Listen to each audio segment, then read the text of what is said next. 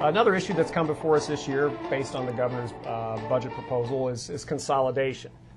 We've had consolidations around Central Illinois, and of course, the governor's proposal involves some forced consolidation. Do you have any thoughts on that as an ex-school board president? Yeah. As a former school board president, I think forced consolidation is a pretty bad idea. I think that is a local issue. It's, as you know, being of Southern Illinois, it's a very passionate issue to talk about consolidation in our communities. It's very passionate in my community, as we have 3 grade schools and 1 high school.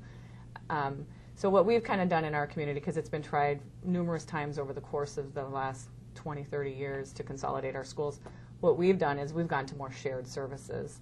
And so instead of consolidating the schools, our elementary school and the elementary school across town, we share a lot of services, transportation services for special ed, we share cafeteria services, we share, most importantly, and these are 2 different school districts? 2 different school districts, 2 different superintendents, 2 different boards. We work very closely with each other. And are they 2 different counties? Nope, still so within the same Grand County. Would you perceive that you could do this? Could this model be replicated?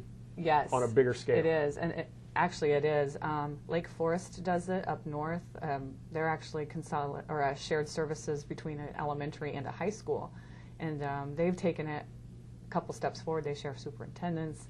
They share payroll services, accounting services. Do you have any numbers of what that saved, or what the potential savings could be down the road? In the Lake Forest example, their numbers were $1.2 million a year is what Wow. they're saving the taxpayers. So from a Saratoga and District 54, which is in my home district, well, we've saved just in transportation alone over $400,000 a year in special education transportation. There are so many dollars out there to be saved in sharing services. The biggest thing we did was we hired a curriculum director to coordinate the curriculum between the 2 elementary schools and our high school. So when they go into the high school, the kids are on the same level. One of the complaints of the high school is the kids would be in different levels of math, for instance.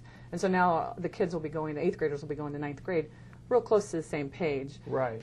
With this new curriculum director. And we share her between the 3 schools. So, so we're going to share costs, we're going to save money there from a curriculum perspective, and we'll have better educated children as well. The other thing we share are like grounds, buildings, maintenance, paper, buying paper, we buy it in bulk, electricity, we share contract between all of that.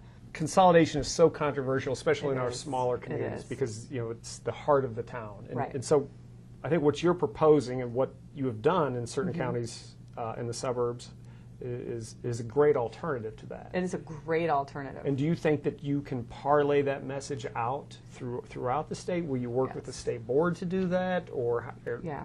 Actually, there was a Senate bill, 2134, I believe, that kind of directed the ROEs to champion, I guess, kind shared of best services. Practices. Yeah. And the other thing is I have an education advisory committee for superintendents and board presidents and stuff to get together once a quarter. And it's going to be top priority for my next one in June. I think it's really key. I think the first hurdle, though, that the schools have to get over is, and the community really needs to get over, is we're not trying to consolidate. We just want to work together. And I think there's lots of little schools in my district, and probably yours as well, that could really just kind of put whatever issues they have aside and work together. And I think, as you know, we're in a major budget crisis, and now is the time. If we're going to consolidate services, we need to really be working hard on that. If they consolidate these services, that may alleviate the need for any consolidation to begin with. So that's the whole point, is to make them as efficient as possible with the limited amount of resources we have. Well, and another thing, consolidation isn't always a good thing.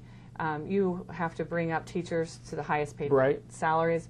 The debt service, everybody worries about who takes whose debt, that kind of thing. And one representative put it best is the mascot. That's one animal that you just can't kill. Toughest, toughest animal to get rid of. So, rather than go through all of those headaches and pains and trials and tribulations and getting 2 communities fighting if it doesn't work out, you can at least do the shared services between 2 communities if they're close enough, and it makes so much more sense. Well, I appreciate you coming on. I think it's just another example where we have this brilliant freshman class that have come in with some great ideas to help us through this process. I mean, it's always good to have a fresh set of eyes, and this is an example. So thanks for coming. You're welcome.